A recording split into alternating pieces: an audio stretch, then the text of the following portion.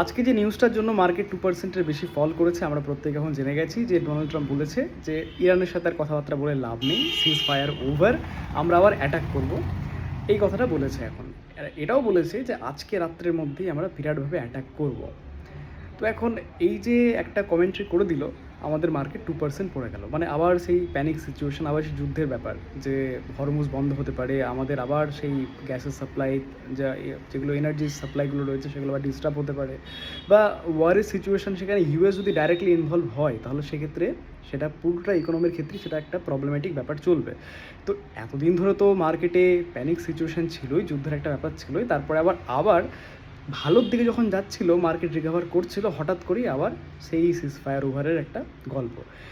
তো আমি একটু এইসব নিয়ে একটু যখন দেখছিলাম, তখন আমার কেন জানি না সেই একটা কথা মনে হচ্ছে যে বেশ কিছুদিন আগে যখন ডোনাল্ড ট্রাম্প বলেছিলেন যে আজকে এই রাতই হচ্ছে ইরানের শেষ রাত, আজকে আমরা বিরাট বড় রকমভাবে আমরা আর কি বম্বিং করব, শেষ করে দেবো, মানচিত্র থেকে ইরানের পুরো শেষ হয়ে যাবে, এই ধরনের সে কিন্তু কথা বলেছিল। পরের দিন সকালবেলায় হঠাৎ করে এগ্রিমেন্ট যে আমাদের এসব কিছু করছে না, আমি আরও এক্সটেন্ড করে দিচ্ছি, আমি 22 দিন আমরা নেগোশিয়েট করবো, 20 দিন আমরা কথাবার্তা বলবো, তারপরে আমরা দেখা যাবে যে কী করবো না করবো।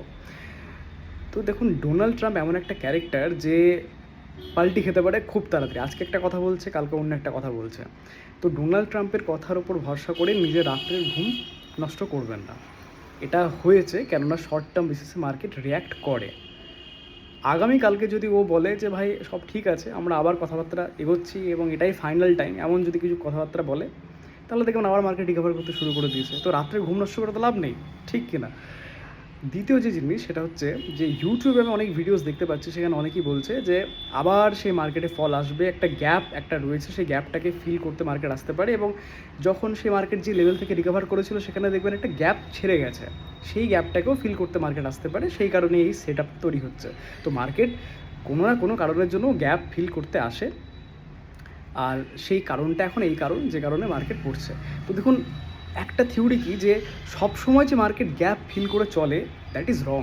আপনি চার্টে গিয়েও দেখতে পারেন, প্রিভিয়াস চার্টেও, যে সবসময় মার্কেট গ্যাপ ফিল করে চলে না। হ্যাঁ, অনেক সময় গ্যাপ ফিল করে, আবার অনেক সময় করে না, দ্যাট ইজ 50% প্রবাবিলিটি। কিন্তু এমন না যে গ্যাপ ফিল করবেই, করতে আসতে হবেই, ঠিক আছে? আবার যদিও গ্যাপ ফিল করে, তার মানে এটা না যে এই যে পড়ছে সেটাই একবার গ্যাপ ফিল করতে আসবে, তো আবার সেখান থেকে বাউন্স ব্যাক করবে বা রিকভার করবে। হতেই পারে 2-3 বছর পর হয়তো এমন কোনো নিউজ হলো, ক্র্যাশ করে গেলো, তখন হয়তো গ্যাপটা ফিল করছে, এটাও হতে পারে, বলা কিছু যায় না, ঠিক আছে?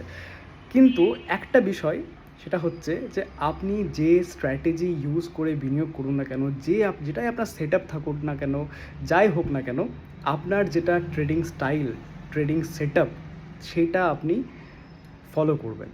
মার্কেটে যে প্রাইস অ্যাকশন দেখছেন, যেমনভাবে আপনার পোর্টফোলিওতে হোল্ডিংস রয়েছে স্টকগুলো, সেগুলো মনিটর করুন, সেগুলো দেখুন যে তারা সামনের দিনে আর্নিং কীরকম করছে, ফান্ডামেন্টাল দেখুন, কোম্পানির ম্যানেজমেন্টে ফলো করুন, তারা গ্রোথ কীরকম প্রজেক্ট করছে, এই সব কিছু ভেবে তারপরে ডিসাইড করুন যে যে স্টকগুলো আমার কাছে রয়েছে সেগুলো আমি রাখবো নাকি বেচে দেবো, ঠিক আছে? শুধুমাত্র মার্কেটের এই রিয়াকশানের জন্য নিজের পোর্টফোলিওর যে প্যানিক সেলিং করে ফেলবেন না, বা এসআইপি স্টপ করে দেবেন না যে ভাই এর তো শেষ, মার্কেটে তো আর কিছু নেই, এরকম আর কি সিদ্ধান্ত নেবেন না।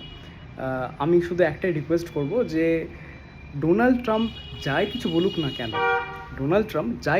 না কেন, সেটাকে আপনি দেখবেন যে তার অ্যাকশন কী হচ্ছে, তার কথার ওপর কিন্তু যাবেন না। সে অনেক সময় অনেক রকম কথা বলবে, কিন্তু অ্যাকশন যদি হয় যে হ্যাঁ, সেই ভেনিজুয়েলার মতো প্রেসিডেন্টকে উঠিয়ে নিয়ে চলে আসলো, অ্যাকশন করে দেখালো, এখানেও যদি সেরকম আমরা অ্যাকশন দেখি, আজকে রাত্রেবেলায় বলেছে যে বিরাট একটা অ্যাটাক করবে, দেখুন কালকে সকালে কী হয়, নিউজ পেয়ে যাবেন। এমন যদি কিছু অ্যাটাক ফ্যাটাক করে, যদি রিয়ালিটিতে যুদ্ধ একটু লাগে, তখন হ্যাঁ একটু ভয় লাগবে, সবার পোর্টফোলিও রেড আসবে, সে বড় বড় ইনভেস্টার হোক, ছোটোখাটো ইনভেস্টার হোক, যেই হোক না কেন, আমাদের পোর্টফোলিও আমরা রেড দেখব। কিন্তু একটা বিষয় মনে রাখতে হবে যে আমি আবারও বারবার সে একই কথাই বলছি যে যাই হয়ে যাক না কেন, মার্কেট কত খারাপ সিচুয়েশান দেখেছে, সব সময় মার্কেট রিকভার করেছে।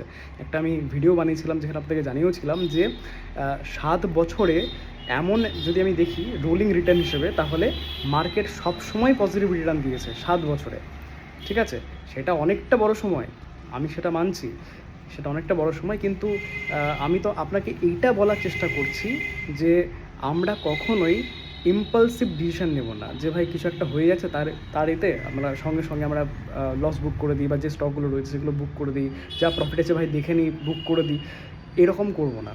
ঠিক আছে, প্যানিক সেলিং করব না, ফান্ডামেন্টাল দেখব, টেকনিক্যাল সেট আপ দেখবো, রিয়ালিটিতে কী হচ্ছে, অ্যাকচুয়ালি কি এই জিনিসগুলো হচ্ছে অ্যাকশনে সেটা বুঝবো, তারপরে না হয় দুদিন ঘুম নষ্ট করব, আজকে ঘুম নষ্ট করার দরকার নেই।